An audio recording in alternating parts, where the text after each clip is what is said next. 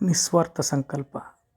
ನಿಮ್ಮ ಸಂಕಲ್ಪವು ಸ್ವಾರ್ಥರಹಿತವಾಗಿದ್ದರೆ, ನಿಸ್ವಾರ್ಥದಿಂದ ಕೂಡಿದ್ದರೆ, ನಿಮ್ಮ ಸಂಕಲ್ಪಕ್ಕೆ ಪಂಚಭೂತಗಳು ಮತ್ತು ಈ ಜಗತ್ತು ಹೇಗೆ ಸ್ಪಂದಿಸುತ್ತದೆ ಎನ್ನುವುದಕ್ಕೆ ಜೀವಂತ ಉದಾಹರಣೆ ನನ್ನ ಈ ಸಂಕಲ್ಪ.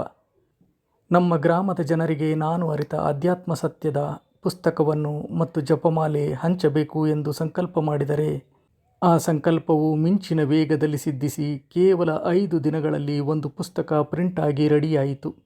5 ದಿನಗಳಲ್ಲಿ ಒಂದು ಶರ್ಟನ್ನು ಹೊಲಿಸಿಕೊಳ್ಳುವುದೇ ಕಷ್ಟ. ಹೀಗಿರುವಾಗ ಒಂದು ಪುಸ್ತಕ 5 ದಿನಗಳಲ್ಲಿ ಪ್ರಿಂಟ್ ಆಗಿ ರೆಡಿಯಾಗುತ್ತದೆ ಎಂದರೆ ಅದು ನಿಸ್ವಾರ್ಥ ಸಂಕಲ್ಪಕ್ಕೆ ಇರುವ ಶಕ್ತಿ.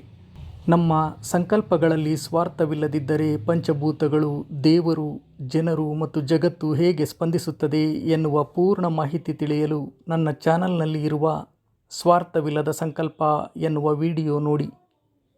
GCV